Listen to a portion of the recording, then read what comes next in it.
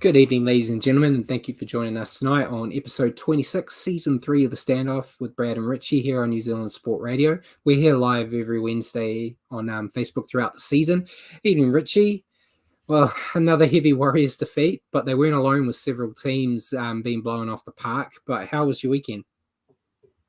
Yeah, my weekend was good. Thanks, Brad. Pleasure to be with you as always. Yeah, not the best for us, obviously, but you're right. We weren't alone. It seemed like nearly every game was a blowout. So, yeah, maybe the cream just rising to the top. Yeah, all but two. All but two were Yeah. blowouts this week. But yeah, I'm looking forward to you having to tell us all the try scorers. Yeah, I'm It's not. going to be a busy night. But while we're here live on Wednesday evenings at 8 p.m, you can also catch our show via our podcast on iHeartRadio at your convenience. Just remember to search for New Zealand Sport Radio. As always, we're going to cover everything you need to know in the week that was rugby league, including our top stories of the week, a review of round 23 and our picks. We'll then stop and answer some questions from you guys, as well as questions that we've got for each other.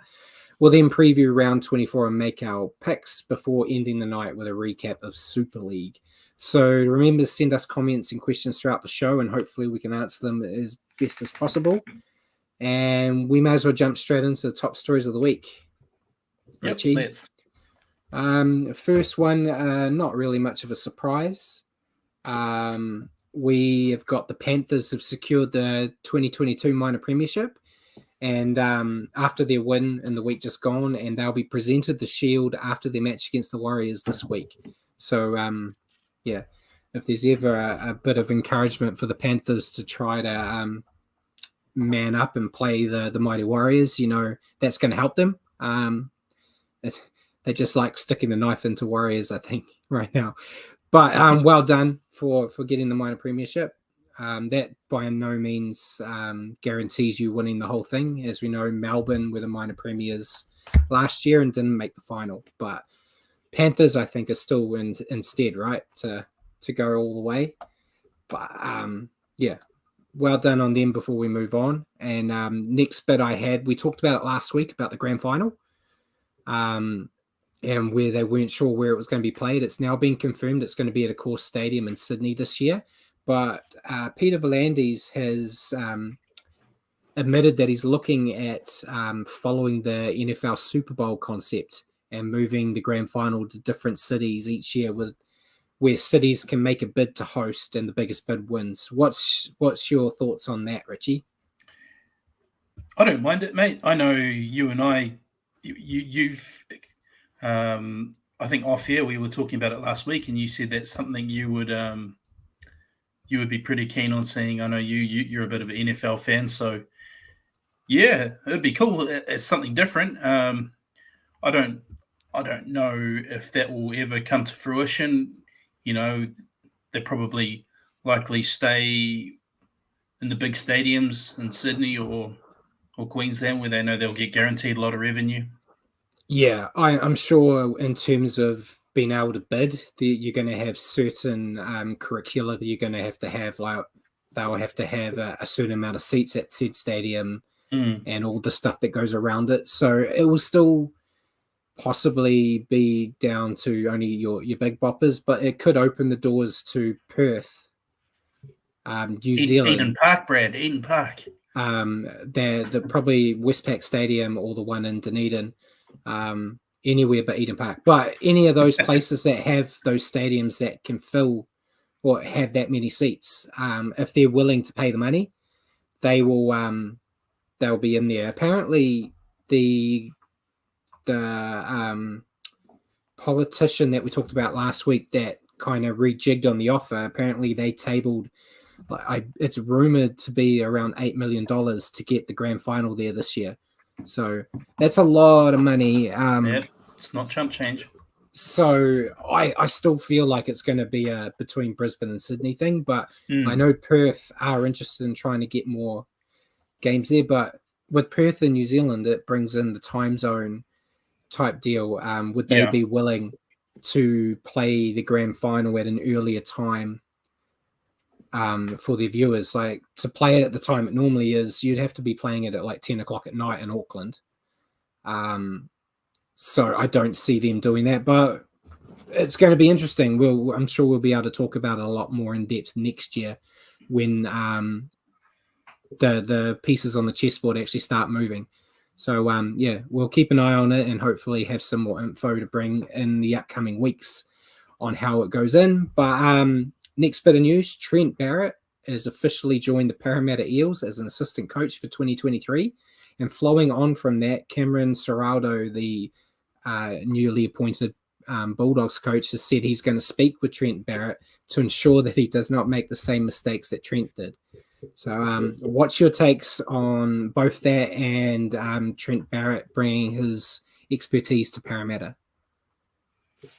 Yeah, it's not bad for Parramatta.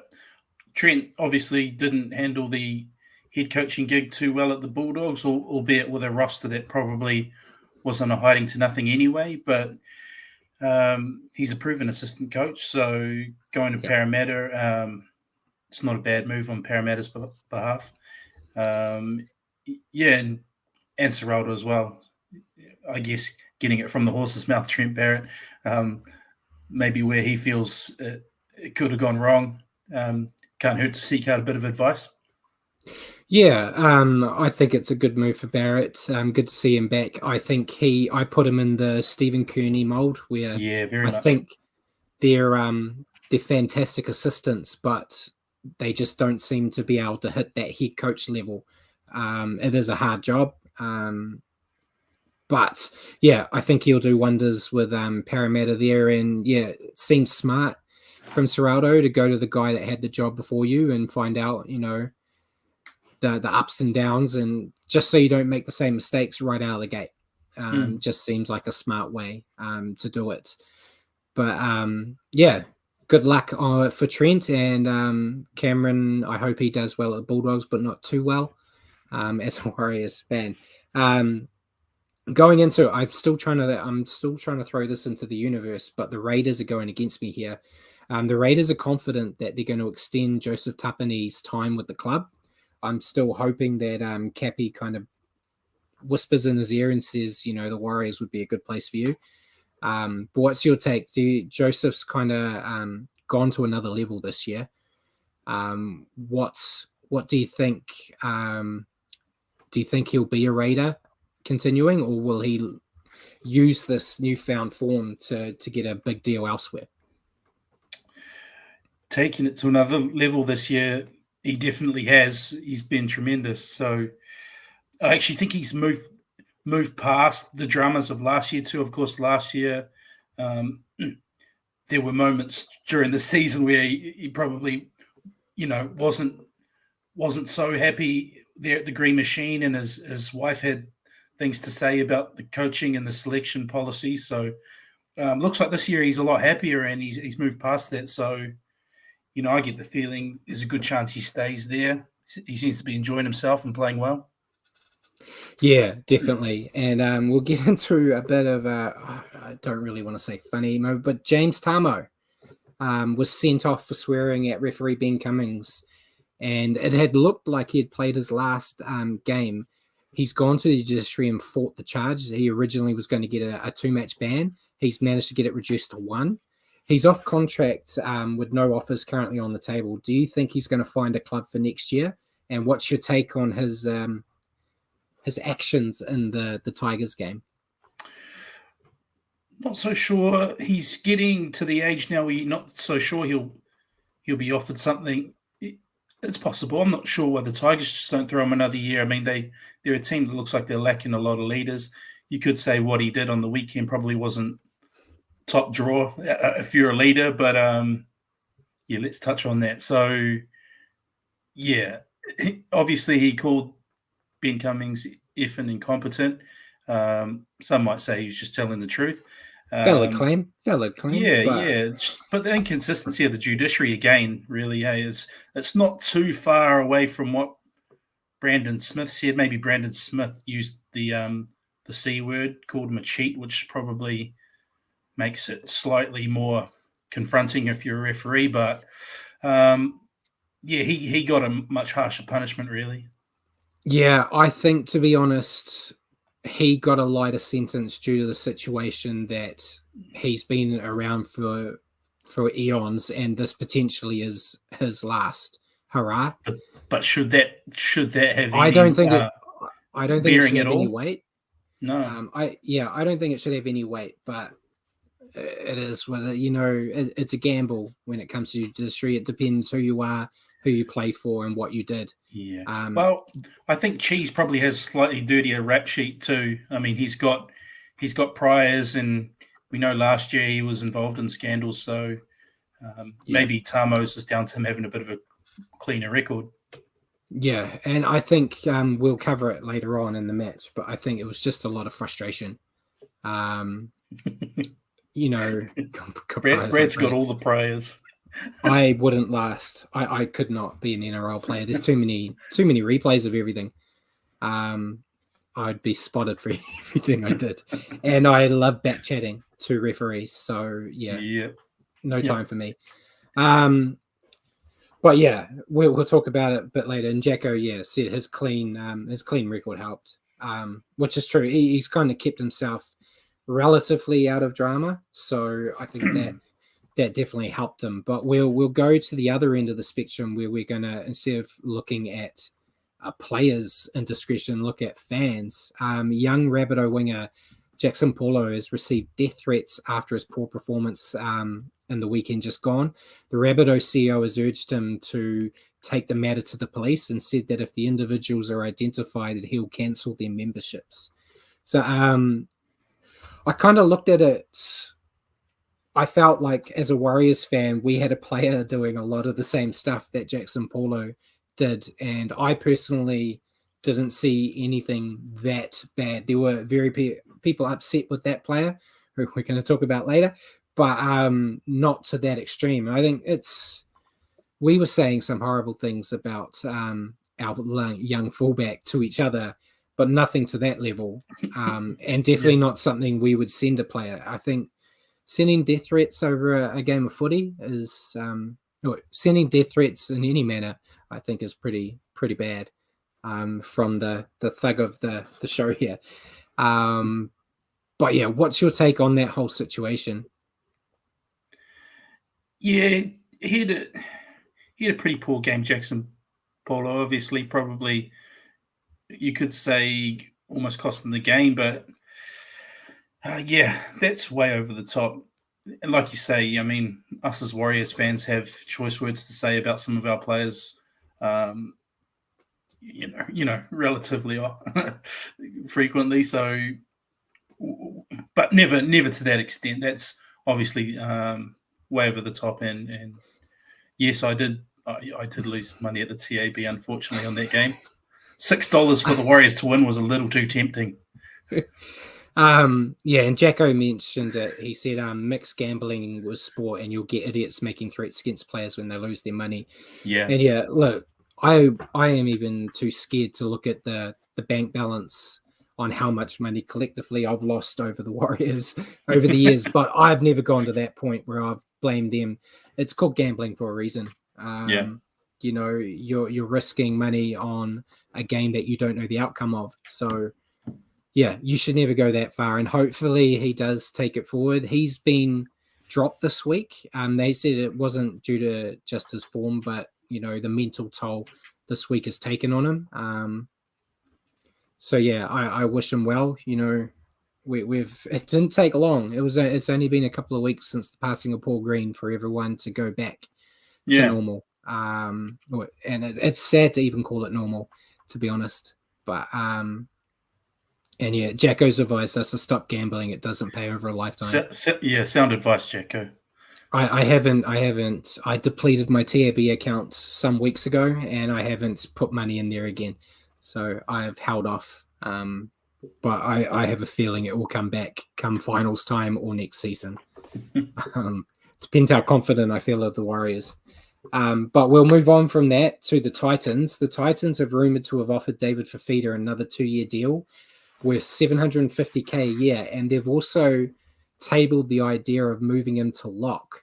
What's your take on it's a lesser deal than what he was on before, But what's your idea both on offering him a 2-year deal and potentially moving him to lock, where they've kind of got a guy there that's been doing a great job already?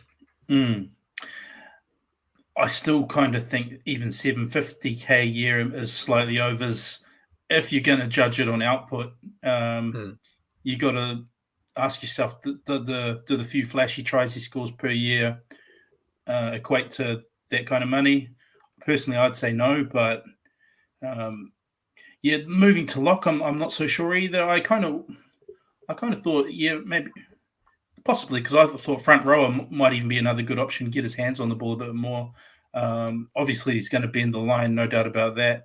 And more involvements he gets, got to be good for the Titans, surely. Yeah, I'm going to say I'm super hypocritical here from my stellar playing career, but I think he's too lazy to be a lock. It would be like throwing me there, I'll do something here or there, but you look at the top locks in the NRL right now, they're workhorses. They're workhorses that have a bit of flair, and he's got the flair part down, but he's not a workhorse. He'll, have one or two moments, which isn't what a lock is, which is why you've seen Big Tino grow there, because that's what he is. He just gets in the grit and just goes, which is kind of what you need as a lock. So we'll see what happens if it eventuates, but I don't think it's a good move. I personally, if I was the Titans, I'd be looking at spending that $750,000 elsewhere and just letting Fafita go, because you can't say he's turned this club around. No, not at all. And I like what you say about lock probably being a bit too busy of a position for him. I mean, look at some of the best locks running around at the moment too. They also carry a lot of ball playing, like Isaiah Yeo, Cam Murray, Victor Radley. So I know there's more than one way to skin a cat in terms of playing style, but the way the game's played today, I just don't think it suits him. Yeah, but look, you watch, he'll start as lock next year and be the best player in the NRL and make us look silly. Probably. So who knows? But moving on to the Broncos, Tyson Gamble has reportedly asked for a release from the club, and the Knights are favoured to pick him up if his release is granted. Kind of not surprising. Gamble was kind of the talk of the town last year. He's kind of fell away a bit with all the other players that are there. You throw in Rhys Walsh, who's coming back. Do you see? I don't really see a spot in the game day for Gamble where I think he would slot straight into a Knights team right now with how poor they've been. But what's your take? Do you think the Knights will take a gamble on Gamble? Nice. Or will Bronco? I stole that, so I will claim it. But or do you think the Broncos want to go? No, we're going to keep you. The Knights could do worse than chasing Tyson Gamble. They're seriously lacking in their halves. And Tyson's a sound player. Is he going to fix all their problems? Probably not. I think they need a really dominant seven. They miss that, kind of like what Mitchell Pearce used to give to them, that real dominant playmaking seven. And Tyson's a sound player, but I almost prefer him at 6 because he's solid defender, decent running game, tough. But I don't think he's really an out-and-out game-controlling 7, which the Knights are really lacking. Yeah, definitely. Continuing the halves talk, Mitchell Moses and Dylan Brown from the Eels are apparently going to test their value on the market come the 1st of November. So the Knights may want to hold on to their money right now and potentially throw an offer at Dylan Brown at least. They don't really want a flat track bully like Mitchell. But what's your take? Do you think the Eels could potentially lose one or both of their halves? Potentially, mate. If they're wanting to test the open market, the Eels are going to have to stump up some money to keep those guys together because, like you say, clubs like the Knights are going to be circling who really need halves. And how much better would the Knights look if you threw... I know you like to joke about Mitch Moses, but he is a game-managing 7 with a bit of flair. Throw him in the Knights. Even Dylan Brown. Imagine a spine with Dylan Brown and Kalen Ponga. Immediately, they look a lot better. So... Yeah, I bet there's going to be teams willing to throw some coin their way. It's going to be interesting come 1st of November with a lot of big names going around. Unfortunately, my question was going to be about a front rower to come to the Warriors, but I looked at who's off contract and there isn't really any big names. So I took that question away. But we'll move on. The NRL are planning on bringing out the Super League champions next year to revive the World Club Challenge as part of the NRL preseason. I like the idea. I don't know if it's going to work this year with the World Cup. I don't know if the Super League teams would be willing to come all the way over. And yeah, Jacko mentioned and Brown turned down big overs offer from the Warriors a while ago and now is looking at offers. I think it's just due to it being the Warriors, to be honest. Yeah, he's probably wanting to win games. I think with how he's been playing now as well, if he goes to market, he could potentially end up at any club. Any club would probably be willing to take him. And Simon says the World Cup Challenge is a waste of time. Yeah, so what's your take on it, Richie? Would you like the idea of the World Club Challenge coming back, or do you just not want to watch cricket scores getting put on the Super League teams? Yeah, I mean, from that point of view, Simon's probably right. It probably would be cricket scores, the state the game is over there. It's still entertaining to watch, but not of the same quality. You throw up even probably the best team over in the Super League and put them against the best team over here. It's not going to be competitive unless the NRL team's resting a lot of players. And that's generally what it is. You think if it's, say it's Penrith that go through and win this whole thing and it's St. Helens over there, the top guys in St. Helens and the top guys in Penrith will probably still be on holiday after competing at the World Cup because basically all their top guys will be playing in the World Cup. Some of them will go reasonably deep into the World Cup. So you'd end up having a lot of like the B grades, no disrespect for them, but it'd be them all playing and then what's really the point? So yeah, we'll see what happens, but yeah, it's generally very heavily one-sided, so it's not that enjoyable to watch. And unless Wigan's involved, I'm not really that interested because the Warriors haven't been on one. So if Wigan win the whole thing this year, I'll have a different opinion. But yeah, the next bit of news is going to Melbourne Storm. They announced that they were going to release some signings today. They then changed it and said there were going to be 5 signings, and they were going to do them starting from 3 p.m. Australian time, and then every hour announce one, which is great when we've got a show because we don't have them all. I've got the first 4 because the 4th one got announced just as we went live. But the first 4 are all 1-year extensions. The first was George Jennings. The second was Dean Eremia. The third was Jaden Nikorima, and then they just announced that Grant Anderson has extended as a 1-year deal as well. So nothing really big time. I know you said before we went live that, they're saving Cameron Munster to the end. There's rumors that he potentially could be going to the Dolphins still, as we talked about last week. But do you think the 5th one that will be 9 o'clock our time will be Cameron Munster? Put your name on the dotted line right now while everyone's listening. No, I'm going to go a classic fence sit position here, and possibly, I think they would save a bigger one for last, surely, wouldn't they? If they're going to do 5 over a few hours to try and build drama, but I don't know. There'll be plenty of money the Dolphins are throwing Munster's way. The longer it goes on, the more I think that's a pretty viable option for him. Yeah. Obviously, because it's going to be a short show, as you said before the show, that we won't be still on at 9 o'clock, but so we won't be able to talk about it. But there is that, and then look, teams trying to build up razzmatazz around re-signing. Seriously, if you say don't say it's a signing when it's a re-signing. People, if you say signing, it's a new team. If it's going to be if it's an existing player or an extension, then it's a re-signing. Stop saying, stop trying to build up this kind of like, oh, it's a signing. No, it's not. It's just the same player doing the same old thing. Jeez. Not a fan of that. I feel the same. Like when I went on to get the first one and it was like a 1-year extension to George Jennings, I was like, Okay, yeah, Anticlimactic. I had the same opinion that Paul did. It was like, when they said they were announcing signings, technically it is a signing, but I was expecting something a bit different. But yeah, I'll try to push the show out a little bit so we can get the last one, but Mate, we'll see what happens. We're going to be here till 9:30 just reading out the try scorers from the review. Yeah.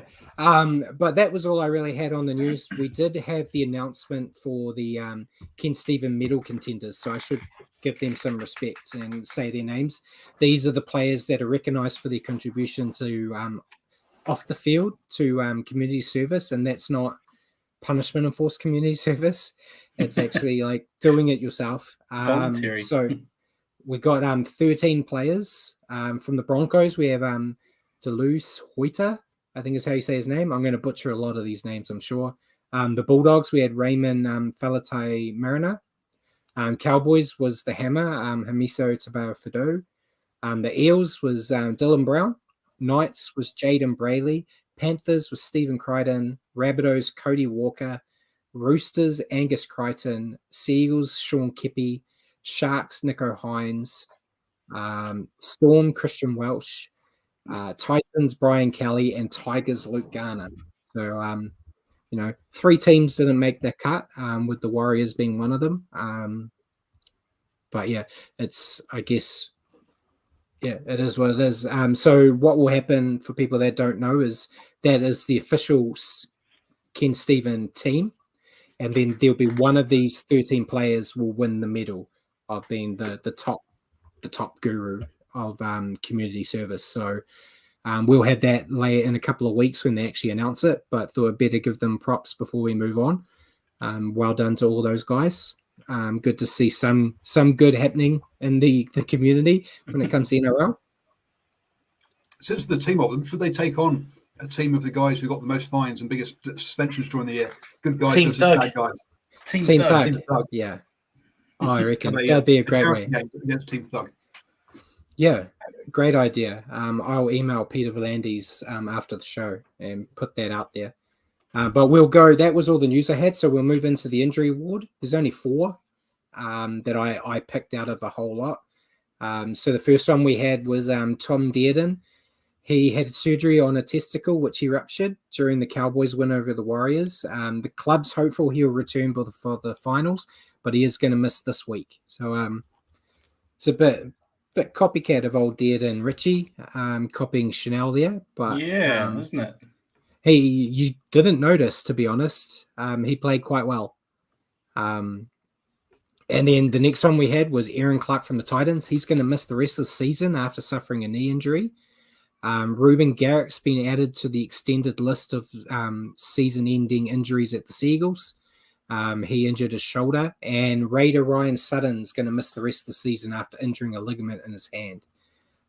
Suppose most of these injuries are going to be season enders now with only 2 weeks to go, Richie. Yeah, you're right. A sprained ankle is a season ender nowadays for teams right in the finals. Yeah, but yeah, so that was the big ones. There was a few others with strains and stuff, but these were the main big ones. So that will take me to my favorite part, which is the Naughty Boy Corner. We got a couple that got suspensions this week, which is always good. Start off with the big bopper, Francis Molo from the Dragons. He got a grade 3 careless high tackle, which sees him miss 4 matches. So obviously the final 2 rounds of this year and then the first 2 rounds of next year. What do you think of that one? I'll cover it later. I've got notes. Moses Imbai from the Dragons they also. Missed pre-season games on top of that as well. They don't count preseason, I believe. So it'll be the rounds 1 and 2. Moses Imbai from the Dragons, he's got 2 matches for a grade 2 careless high tackle. So his season is done. And then James Tamo, as we mentioned already, he's got one match ban for telling a few honest truths to a referee. Then we'll go into our fines. So we got Josh Mcguire, also from the Dragons. He got a grade 1 dangerous contact and got a $1,000 fine. Tavita Pangai Jr. got an $1,800 fine for a grade 1 dangerous contact. Victor Radley from the Roosters got $1,000 for a grade 1 dangerous contact. And then Jeremiah Nanai from the Cowboys got an $1,800 fine for a grade 1 dangerous contact. So, still a bit of spice as we're ending the season, Richie. Yep, still a bit of spice. And before we move on into you having to sell hundreds of names for try scorers, we'll just do a quick recap of the first round of the NRLW. So the Roosters defeated the Eels 38-16. Dragons defeated the Titans 26-12. And the Knights, with their new roster, upset the Broncos 32-14. And then this week for round 2, we have the Broncos, who are now currently 5th, against the first place Roosters, the 6th place Eels against the 3rd place Dragons, and the 4th place Titans versus the 2nd place Knights. Did you get to watch any of these games, Richie? The Knights-Broncos game, I was very impressed with them. Maybe we're seeing a changing of the guard. The Broncos have been one of the more dominant teams in the NRLW, so to see the Knights, who are sort of highly touted with the signing of Millie Boyle, it looks like Brad's mate Millie, looks like they're going to be delivering this year. Yeah, and their little half really impressed me. And then I looked afterwards and found she's a 17-year-old. Yeah, crazy, eh? Yeah, and she did really well. That was the only women's game I managed to watch all of during the weekend. But yeah, as always, it's always a competition that gives quality football, which is great to see, considering the lack of quality we're about to talk to. So I'll pass that on to you for the start of our recap of the round that was. Thanks, mate. So, yeah, I feel like the reviews are going to be quite easy. I mean, I think a lot of teams were very good, very, very good. And the other side of the coin, there were the other teams were really bad. Really bad. But the first game was actually pretty competitive. So the Panthers getting up over the Rabbitohs 26-22. 4 tries apiece. For the Panthers, Stephen Crichton, Dylan Edwards, Spencer Leniu, and Liam Martin to 4 tries from the Rabbitohs. Alex Johnson with a double, Cody Walker, and Campbell Graham, who's returned from injury. I thought this was a cracker game, Brad. Very competitive. I don't think the Rabbitohs disgraced themselves at all, despite the loss. I thought they had a real good dig, but the Panthers really stood up for this one, showed what they're made of, and sealed that minor premiership. Yeah, the first of only 2 close games this weekend. And for the Panthers, I thought Dylan Edwards had another standout night. His growth this season's been outstanding. The Panthers just continue to roll forward despite missing players. And this was a game I expected them to lose. I got it wrong in my picks. But they just know how to get the job done regardless of who's there. So it was just a typical Panthers performance. The forwards built momentum, and then the spine got the team into scoring opportunities. Ivan Cleary, he had a bit of a masterstroke, I think. He moved Api Carousel to the bench and then injected him into the side against tiring defenders, and it just split the defense apart. I don't think you're going to see that every week, but I think against the Rabbitohs, I don't think their interchange is as good as a lot of other teams up in that top echelon. So it is quite a good play to use. But yeah, great performance from Penrith. And for the Rabbitohs, it's the same thing I complain about almost every second week with them. They just made too many errors. We talked about Jackson Polo already. He dropped a few guaranteed tries, unfortunately. And if you take all those errors out of the game, I think they would have got the victory here. Once they get a taste of the dropsies, though, it kind of goes downhill for them. But to have an error-riddled performance and lose by 4 points against the Panthers, I would be very happy if that outcome happened this week for the Warriors. So yeah. And once they're going, they're a finals team already. If they show respect to the ball a bit more in the playoffs, they're going to be a hard team to beat. Another case of the drop season, they might have an early exit. It's still a die in finals. So, but yeah, it was a great start to what was a horrible round. Yeah, let's get into the first of those blowouts. Yeah. Unfortunately, we were on the wrong end of it.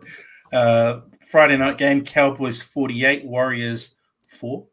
8 tries to 1 for the Cowboys. Cohen Hess, Murray Taulagi, Jeremiah Nanai, Peter Hiku, Tom Dearden, Luciano Leilua, Tom Dearden again, and the Chad Townsend. Only the one try for Marcelo Montoya in the 33rd minute. Where do you start, mate? I feel like the Cowboys did this with just such ease. They just marched through us, and we didn't help ourselves. 12 errors. I felt like a few of those were our fullback. Like you said, we were texting amongst ourselves. He had a night to forget. So on top of a few errors, also a few bad missed tackles, and yeah, you go, mate. This was ugly to watch for me. Yeah, so first full credit needs to go to the Cowboys. It was the first game at home since the passing of Paul Green, so you always knew they were going to step up for this one. Not that they're second place, and they're second place for a reason. They were just relentless though, and they kept punishing the Warriors, and it was just hard to watch. As I said to you, I was very tempted to change the channel, but we talk about it on the show. I was writing the live match report for Nothing But League as well, so I had to watch the whole 80. But yeah, Tom Dearden, Chad Townsend, they controlled the match to perfection. And the Cowboys just kept running in numbers. I think that was the biggest thing I saw. They always ran in numbers and killed the Warriors with support play. You saw on the other hand of it, the Warriors, I think Bunty Afoa made a break and was on an island by himself. And as much as I love my front rowers, he's not a speedster by any strength of the imagination. So he should have had at least someone there with him to pass the ball to. And that was just the polar opposites these two teams are right now. Hard to fault any issues in the Cowboys' performance. They're just a good side. And the Warriors, I don't know where to start. Stacey Jones came out after the match and said that 8 or 9 guys didn't show up. And I have to agree. It looked like they just didn't want to be there and were going through the motions. Rhys Walsh had a shocker. Questionable defense, poor handling, and so many times being found out of position in the defensive line. I think he's checked out personally. Do you think he should have been dropped this week? In my review, I said I would have Chanel back at fullback and drop Rhys. Stacey read my review and said that's a great idea, and he kept Rhys Walsh at fullback and he dropped Dejon Arce. I agree with you completely. Off the back of that performance, how could you not drop him? And Chanel, if you're going to bring Chanel Harris-Tavita back in, he's proved in the couple of times he's played fullback this year that he's very capable and actually performed quite well there. I just feel like Dejon doesn't deserve to. Dejon created the only try in this game. Yeah. And for his efforts, he got dropped. Exactly. You take it back a week before too, and he was terrorizing the Bulldogs with some Matt Burton-like bombs. He's just got a lot of strengths to his bow that I feel like we could use, and it's such a shame. It looks like we're not going to extend and try and tap into that. Bless you. Now, Bless you, Paul. One of the things I was going to say was this, I'm not sure checking it. Is checking out fair, or is it just, look, we're talking about a very young guy. He's going to be inconsistent anyway. For number one, he's not going to be consistent yet at this stage of his career. Secondly, he's clearly got a lot of things going on at the moment as well, the distractions off the pitch. We know that players who have distractions on the pitch rarely be able to find it harder to play on the pitch. So whether it's checked out, whether it's just other things going on, I think players do try. But here I'm trying to be this. This is me. The voice of reason.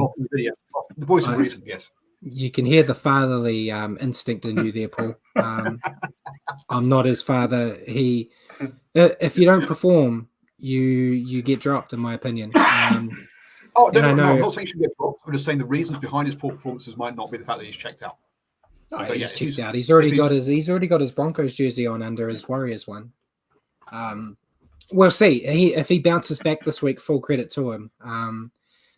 But yeah, he wasn't the only one though. I don't want to make it sound like because Rhys Walsh had a bad night, the Warriors lost. I had, apart from your usual suspects, like I had Adam Fanua-Blake was my Warrior of the week. Just based on his stats, he was second in the forwards and running meters, and he had no missed tackles, which was a rarity this week. But we were talking during the game. Tom Ali, I like the look of him. He got more minutes this week, and aggressive. Yeah, he was aggressive. He looked like he actually cared, which was something we didn't see. Josh Curran had that effect too. Judged by his frustration when he decided to have a go. He did it smart. That's how you do it. We need all the teams to write down. He basically had a go at the referee, but didn't get in trouble. He got penalized for it. He indirectly had a go. I love that. Because of a call that I was on his side for. I thought it was the wrong call, and he basically just said, this happens to us every week, which is something all the Warriors fans have been saying. So it was nice to see it. I didn't like that there was a penalty, and then the Cowboys scored not long after. But seeing players like that actually caring is a big thing, especially when you've got nothing but pride to play for, and a lot of guys aren't stepping up. Let's touch on that call. What was going on there? I mean, he's got up to play the ball quickly. Isn't it the defender's responsibility to clear the ruck? Yes. I didn't see a knock on at all either. Yeah. Unfortunately, there was a big discussion in the house. It was Casey Badger was the upstairs official, and she's a real stickler for how the rules are set in the book.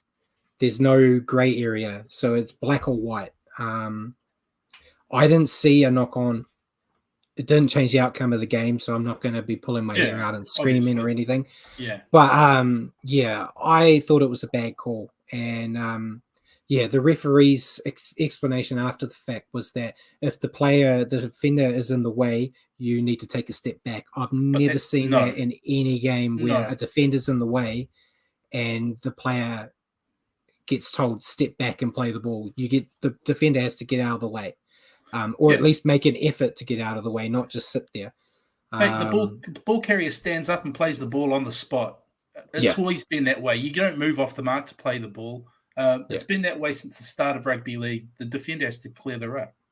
Yeah, but that's all I really have to say about it. Yeah. Sorry, I'm sounding bitter. We're almost at an hour already, Richie, and we're only 2 games in. Let's move on to the next shellacking. Storm 60, Broncos 12. A big 10 tries to 2. Young Tuna Mapea, Tui Kamikamita, David Norfoluma, Cameron Munster, Harry Grant, Justin Olam times 2, Jerome Hughes, Nelson Asafa Solomona, and David Norfoluma with another one. 2 tries for the Broncos, Kurt Capewell and Corey Oates. One of those was gifted too. Kurt Capewell's one was pretty much gifted from the Storm, so this was a spanking of the highest order. Yeah, and I didn't see the score coming. We predicted the Storm winning, but I didn't expect it to be by this big. No, we got points. Come on, Paul. I've got here. I don't have a lot. I've got Storm out of training run. They all look great, and it's making their losing streak look like a distant memory. Harry Grant was a constant threat, and the Storm forwards looked unstoppable. Munster and Hughes were just picking their shots all night. And the rest of the 8 should be worried about the Storm side as they're building at the right time. Broncos are meant to be a top 8 side, but didn't play like it. 15 errors and 66 missed tackles just isn't good enough. And this performance could have cost them a shot at the finals. They might lose the 8, depending on how the Raiders go. So this game here might have sealed their season. We just don't know yet. And that's all I have. Yeah, I didn't have a lot either. I was just going to say maybe the Broncos are actually a bottom 8 side that's been masquerading as a top 8 side for a lot of the year. And the Storm appear to be back in a big way. Yeah. Which is pretty obvious by that scoreline. Next hiding. Eels 42, Bulldogs 6. Will Penasini, Wanga Blake, Mike Siva, Ryan Madison, Tom Opachich, Dylan Brown times 2, and Wanga Blake with another try. And one sole try for the Bulldogs, Aaron Shoup. Yeah, go on, Brad. Another hiding, another lopsided game. I thought the Eels were great, by the way. That's the good Eels turned up, not the terrible Eels. Yeah, third blowout on the row. Rinse repeat from the last one. Eels just had a training run, made it look easy. Dylan Brown was a nightmare all night for the Dogs, and Mitch Moses was decent as well. I'm still not sold on the Eels being title contenders, but if they can build on this performance, they could go deep. I feel like I say that every second week. Bulldogs got one try. It was nice off the back of a scrum. Oh, it's lovely. They were still in the match at halftime, but just didn't come out in the second half. Their defense was shocking, and they just didn't do anything with the limited ball they had. Disappointing for the Bulldogs fans to see their side lose by big margins 2 weeks in a row. You know, they lost 42-18 to us, and then 42-6 against the against the Eels. So I think them, like many others, are just counting down to the off season. Yep, I'll agree with that, Brad. Next, Sharks 40, Sea Eagles 6. 7 tries to 1. Nico Hines, Royce Hunt, Matt Moylan, Matt Ikuvalu, Nico Hines again, Bryden Nakora, Matt Ikuvalu. 1 try for Manly, Daly Cherry Evans, the skipper. 22-0 at halftime. Stayed one-sided throughout. What's happened to Manly? Seems as though they've fallen off a cliff since the Pride jersey controversy. Yeah, well, their finals hopes are now officially gone. Embarrassing defeat at home, and when you put into the thought that it was Kieran Foran's last game for Manly at home, I expected a bit more of an effort from the team. They just looked disinterested, which is a common theme this week. Sharks looked dangerous. Nico Hines and Matt Moylan were creating plenty of opportunities for the side to score, and it just looked like they're clicking, and it's another team that's building at the right time. And they could be dangerous and could go deep in the finals. I think so, mate. I think they're definitely one of the Smokies. They just seem to have the hot hand right now. I know Manly aren't much chop at the minute, but still to go there to Brookvale. I think the Sharks have a terrible record there at Brookvale too. Yeah. I think they haven't won there in over a decade, I think, from memory. I can't exactly. It was something like that. Was it 14 years or something like that? The Sharks look like they're the Sharks of 2016, you know, that kind of definitely a premiership threat. Yeah. Wow, I've got my work cut out for me in this next game. Roosters 72, Tigers 6, 12 tries to 1. Nat Butcher, Angus Crichton again, Nat Butcher again, James Tedesco, Connor Watson, Drew Hutchison, Nat Butcher again, Daniel Tupou times 2, Nat Butcher with his 4th, and Matt Lodge, the ex-Warrior, the ex-Warrior, getting 1 in the 79th minute. 1 try for the Tigers, Brent Naden in the 72nd minute, but this was cricket score stuff. 54 missed tackles for the Tigers, 13 errors. They're just...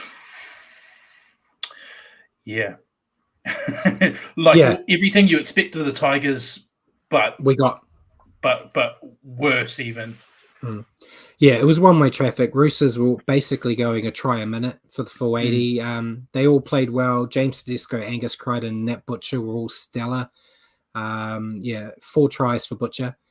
Luke Keary too. I thought Luke Keary was fantastic. Yeah, Luke Keary as well. If they keep playing like this, then you may still get your premiership contender prediction right. They might go all the way if they played like this against everybody. We'll see if they can replicate this form this week. But Tigers, they were just woeful. It was heartbreaking to see, to be honest. And Tim Sheens and Benji have got a lot of work to do here. As we already talked about, James Tamo's send-off, I think it was just frustration. Yeah, definitely. I believe from a captain watching his side not show up, and the wooden spoon looks like it's heading their way. Yeah. 12 from 12 from Sam Walker too. That's a hell of an effort to score 12 tries and kick every conversion. Yeah. The next game was Brad's favourites, the Dragons, getting up over the Titans, 46-26. I think Brad actually tipped this one. I tried to go the other way on this one to peg him back a bit, but it didn't work out. So 46-26, Dragons over the Titans, 9 tries to 4. Talatau Omone, Tautau Monga, Matthew Fiangai, Jaden Sullivan, Jack Bird, Talatau Amone with another one, Tautau Monga with another 2, and Jack Bird. 9 tries. That's they're kind of lucky Zach Lomax missed 4 goals, the Titans. Yeah. 4 tries to the Titans. AJ Brimson, David Fafita, Bo Furmore, and Jojo Fafita. Come on, Brad, you break down your favourite team for me. Yeah, it was a big game from the Dragons here. Amone, as you said, he had a great game, and I think he's building form. Forget the NRL, he's building form for the World Cup, and he should be a shoo-in for the halves for Tonga. And if he can play like this for Tonga, it makes them a lot more dangerous. Nice hat trick from Moga. He's had a horrible run of injuries in his career. Kind of everywhere he goes, he seems to get plagued with injuries. But he showed how dangerous he can be when he's healthy. And I've always liked him. I've always thought he's a great player. So hopefully we see more of this from him. But yeah, good performance from the Dragons. Credit where credit's due. They played simple footy and it worked. Francis Molo got a red card, as we talked about earlier, for his high tackle. It didn't look good and was reckless, but there was no malice. And I thought a yellow would have been enough. And I think 4 weeks. I thought 4 weeks is a bit too much. You know, he's a big front rower. He was up against a winger that was running to the side. You stick an arm out. Every prop's done it, you know. And when you're as big as he is, you know, you stick an arm out, any guy running as hard as they can, it's going to look bad. So, yeah, I think maybe I would have gone 2 weeks, you know, roll them out for the season. But going into next year, I think was a bit too much for me. But I am a lot more lenient when it comes to these type of things and when it comes to front rowers. So I know I might be on my own in that opinion. But yeah, the Titans, they did look good in patches. They just don't know how to deliver an 80-minute performance. Jaden Gamble was busy out the back. Big Tino and Bo Furuma did enough to keep their heads held high. I still want to see more out of Fafita, but he did score a nice try, which I think we say once every couple of weeks. We said it last week too, didn't we? That's 2 in a row. We did. That's 2 in a row. There's 2 in a row. I'm going to nickname you Brad. It wasn't that bad, Inga. that was a shocking high tackle, mate. It's all right. Look, if Paul didn't watch it, it was a head high tackle ball and it was against Patrick Herbert. And Patrick Herbert was on the ground complaining about his sore knee. So he wasn't even complaining about getting hit high. So, you know. What's complaining got to do with getting hit in the head? It's got everything to do with it, Richie. I don't know. I will always fight for the hard men of the game. Fair enough. Love your passion. I don't know. Last game. Last game was one of the only tight games of the round. Yeah. Raiders getting. Before we get to the last game, we're only 5 minutes away from the last, or a few minutes away from the last announcement. Get off that bench, boys. I want to say here who are they announcing for their last signing? Is it the man or is it somebody else? All right, I'll get off the fence. Cam Munster. Yep. Cam Munster. Brad? I am going to say it's going to be. I'm just looking at their team roster. I don't know who's off contract. If they're going to make a big song and dance, it's got to be Munster. I don't know who it's going to be, but it won't be Munster. I'm going to go the opposite. It won't be Munster. Okay, so you'll go for not Munster and a re-signing, or not Munster and a new face. Not Munster and a re-signing. We've got you both. Right, we'll check back in again in 8 minutes. I'll wait. Yeah, I've got the Melbourne Storm website to my left, refreshing all the time. So once that news is announced, we'll get there. But yes, Raiders Knights. Last game, Raiders Knights. Raiders 28, Knights 22. 5 tries apiece. For the Raiders, Sebastian Chris, Jordan Rapana, Sebastian Chris again, Hudson Young, and Jack Whiten. For the Knights, Edric Lee, Dominic Young ×2, Edric Lee with a second, and Jaden Brayley. A lot of try scorers getting multiples this weekend. 22-8 at half-time, Brad, and the Faders did a reverse fade. Yep, just like they did when they defeated the Warriors. It was finally another close game. There was 8 games and we had 2 close ones. So that's good. Knights showed some spirit and looked like they were going to steal this match with, as you said, strong first half leading 22-8. then they just didn't come out in the second half, and the Raiders squeaked out a win. Dominic Young for the Knights, I thought looked dangerous out on the edge, and I think he's really started to find his feet in the NRL. It was a bit of an adjustment coming from Super League. Traditionally, backs from the Super League don't do that well in the NRL. It's normally the forwards that do well, but good to see. He's a good talent, nice and big. I expect a bigger year from him next year. Everything appears to be falling apart for the Knights off the field right now, but if they can play like this for the final 2 games, it will at least be in a step in the right direction for them. Simon says this reverse fader, hopefully it becomes a thing. I hope so for you too. The Raiders, they keep their finals hopes alive. It looked lackluster in the first half. I thought they had blown their shot. But that second half effort was really top notch. Hudson Young was great, and he's really turned his young career around after being tagged as a dirty player in the early stages. I think he's really become a linchpin in this Raiders forward pack. Jack Wyden was amazing. It was true vindication, I think, for Wyden to get him to score the match-winning try. Simon said he put his predictions in, but it's disappeared from the chat. I haven't seen it, so if you can repost it again, because we'll need it. When Whiten plays well, the Raiders play well. I want to see them continue to win, because they need to win every game to make the 8, and I think it just makes for a great story to watch them sneak into the 8. But they just need to keep winning. Absolutely, and it is a great story, and if they keep winning, it's going to put a lot of pressure on the Broncos, and who doesn't love towards the end of the season, getting down to the last game and having something on the line. Moment of the match for you, Brad? Surely the big bust from Papali'i and the try coming off the back of it. You got to love props doing the damage like that, don't you? He has 1 or 2 of those a year, so it is always good to see. It doesn't matter what club you play for. If you're a front rower and you make a break, I'm cheering you all the way. Unless it's against the Warriors. Unless it's for the Dragons. Well, I was just defending Francis Molo from the Dragons, so I have no standards. I think that was more you defending thuggish behaviour than defending Dragons defending player. A Dragon player, yeah. So that was the round. Kind of lackluster, I guess, for a lot of teams. Not really put in the effort, but not if you're Simon. Simon bagged 8 from 8. Yes, which you're spoiling here. We'll go to our tips of the round.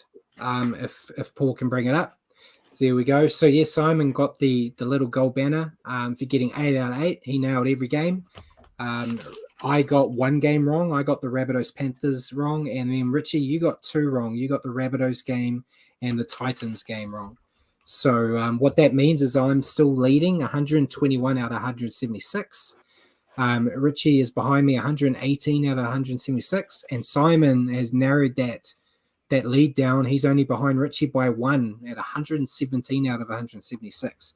So Richie's been doing all the mind games trying to get first place and forgetting that there's another person in this race. So Simon's coming with a wet sail from the back. And some might say that first place is wrapped up and it's best of the rest that's been fought over. I think so. I think I've done enough here to then I'll go and have a shocker in the finals. So it'll be an opposite of what we did last year, Richie, where you dominated the rounds and then I dominated the finals. But Simon's at least putting a spanner in the works, which is good to see. So that will move us on to the ladder. So if you can bring that one up for us, Paul. Not too many changes. The top 4 remain the same, with the Penrith, Cowboys, Sharks, and Storm taking that out. The Eels have moved up to 5th. The Roosters have moved up to 6th. The Rabbitohs have gone down to 7th. And the Broncos have gone down to 8th. The Raiders stay where they are at 9th. The Dragons have gone up to 10th. Manly have gone down to 11th. Bulldogs stayed 12. Warriors stayed 13. Knights stayed 14. Titans stayed 15. And the Tigers stayed 16.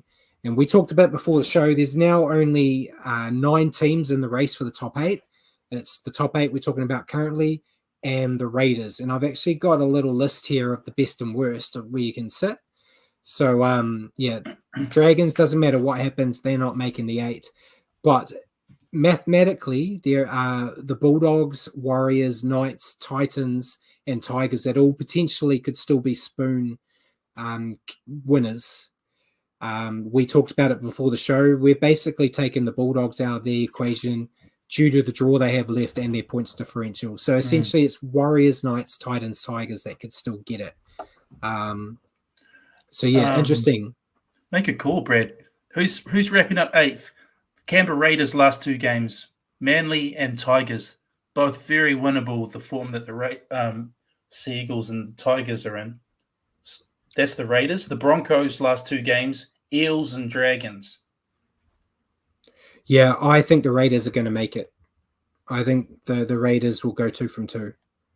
You think the Broncos will drop at least one of those games? Yeah. Yeah, Eels this weekend will be tough. Yeah, I haven't picked the Broncos this week. Spoilers. So yeah, I think that they're in trouble this week. And I am just writing down Simon's picks. Cheers for that, Simon. You've picked well this week. But we'll go into so it's great news when innocent Ricky comes back. Yeah. So we'll go into questions. Were there any questions from anyone in the audience, Paul? Aha!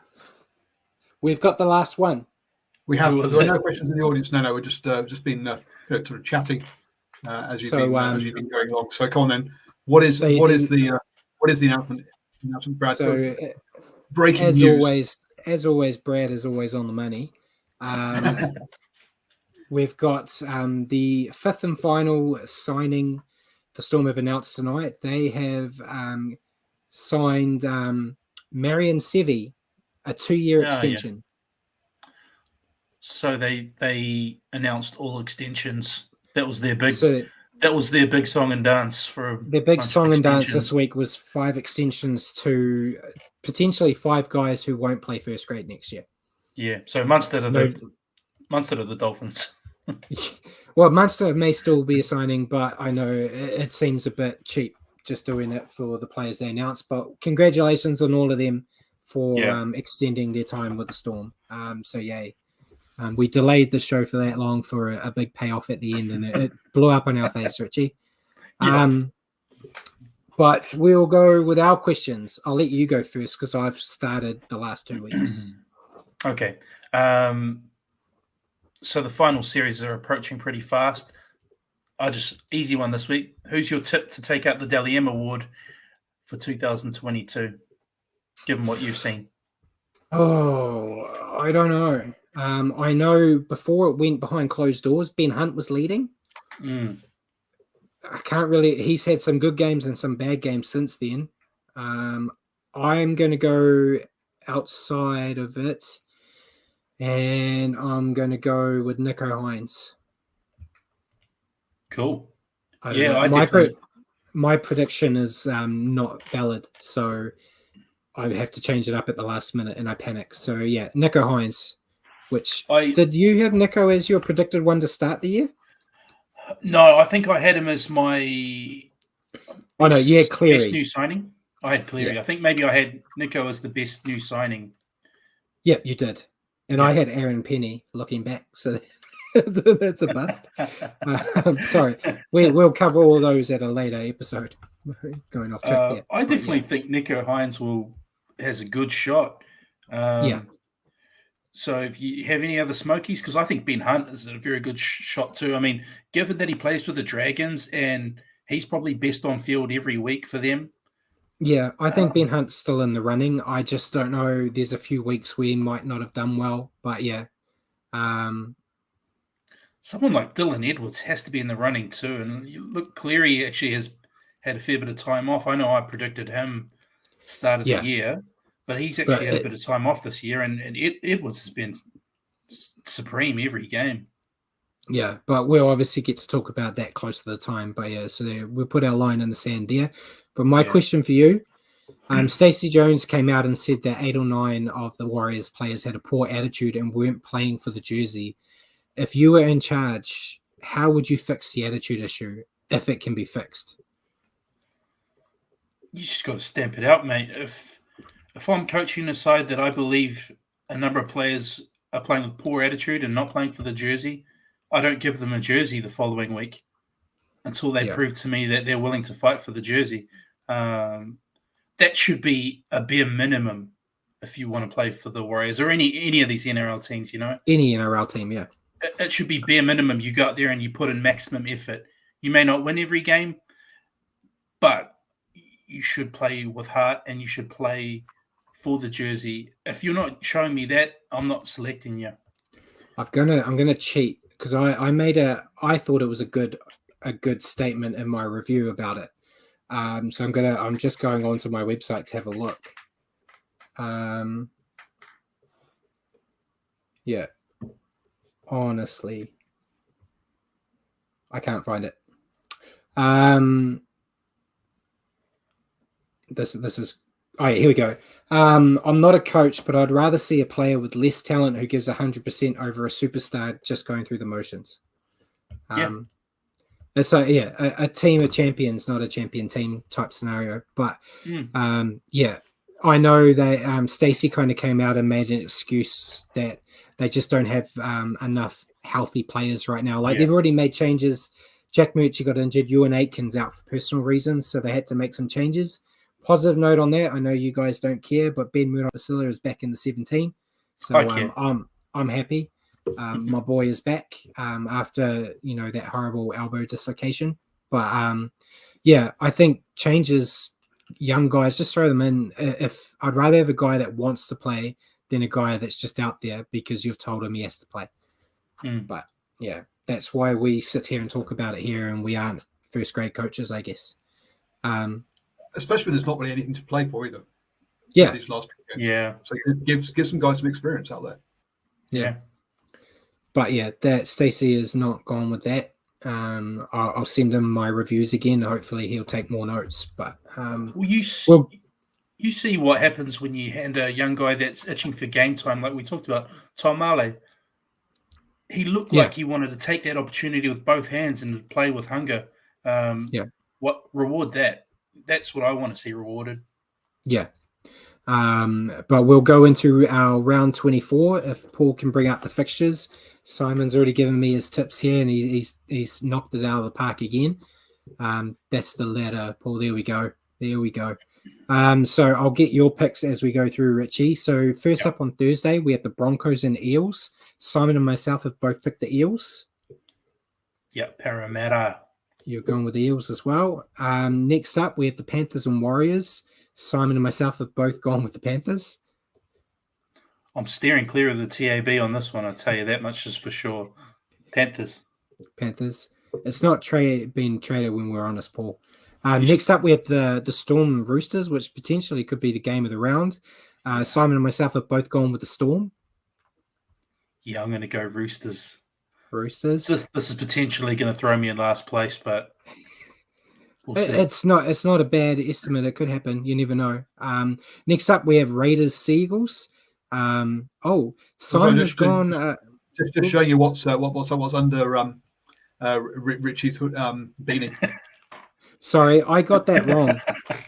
I got it wrong. Simon went with the Roosters. I misread it. Oh, good. Sorry. Apologies, guys. So he went with the Roosters. I went with the Storm on my own. He went with the Raiders, and I went the Raiders, and the Raiders versus Seagulls clash. Yes, Raiders. Raiders for sure. Yep. So, apologies, Simon. It looked like I might have been trying to screw out of points there. I fixed my error. Next up, we have Sharks Bulldogs. We both went with the Sharks. Yeah, it's got to be Sharks. Next up, Rabbitohs Cowboys. We both went with Rabbits. Yeah, I'd be tempted to go Cowboys, but with dead and busting his nut, I think, Rabbits.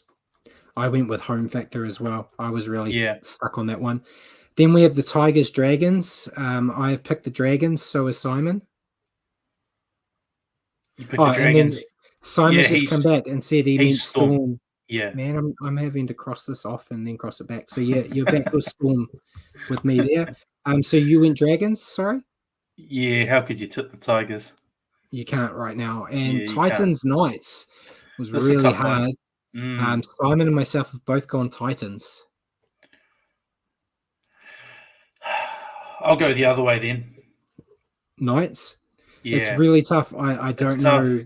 Both horrible teams. Yeah. Yeah. So yeah, there we go. So the only difference, there's no difference between me and Simon, and you are different on the Roosters and the Knights. So you potentially might equal or get ahead of Simon, or Simon could leapfrog. Yeah, we'll see. Make it interesting for next week. But before we sign off, we have Super League. So no changes in the top four of the Super League. St. Helens still first, Wigan second, Huddersfield third, and Catalans fourth. Wakefield managed to get a win, which also sees them make the gap between them and Toulouse 6 points. So as Simon said, it's almost all but guaranteed Toulouse will be relegated unless they have a last-minute decision to have an expansion to keep them up. So if they don't decide to expand it, Toulouse are going down. In the down competition, the Betfred Championship, the Lee Centurions, who were the team that were relegated last year, they broke their club record with 100-4 win over York City. Yeah, got the century. So I thought, even though we don't talk about that lower grade competition over there, I thought I had to mention it due to them deciding they wanted to do a bigger score than what the NRL can do. But yeah, going over the games quickly, Huddersfield defeated Castleford 36-10. Wakefield defeated Hull FC 26-18. Leeds defeated Warrington 24-18. St. Helens defeated Hull KR 38-12. Wigan, wanting to stick that knife in Toulouse, they won 52-6. And so there's only two teams in that grade. Come on, there's a few more than that, isn't there? And Catalans lost to Salford 46-14, which means we go into round 25. There's Leeds versus Huddersfield, Wakefield versus Hull KR, Salford versus Hull FC, Warrington versus Castleford, Toulouse versus Catalans, and Wigan versus St. Helens. So that should be the match of the round there. Number 1 and 2 going against each other. But yeah, there's a few other good clashes there. I feel sorry for Toulouse having to go up against Catalans. Might be a tough night at the office for them. But anything else you want to add before we go off, Richie? As always, mate, thanks to you. Thanks to the viewers for the discussion, and Paul for his fantastic work, as always. Definitely. And ladies and gentlemen, thank you for tuning in tonight and joining us on the standoff with Brad and Richie. And before I finish, Simon said there's only 2 teams of money. And So yeah, it's basically, there are more teams, but there's 2 teams that are actually competitive due to the money, which is my problem with promotion relegation, but we won't go on and on about that right now. But thank you for joining us on the standoff with Brad and Richie for your weekly update of rugby league. Tune into our show next week at 8 p.m. here on Facebook or at your convenience on iHeartRadio. Just remember to search for New Zealand Sport Radio. Thanks again, Richie, for joining me, and Paul for all your hard work out the back. And good night, everyone.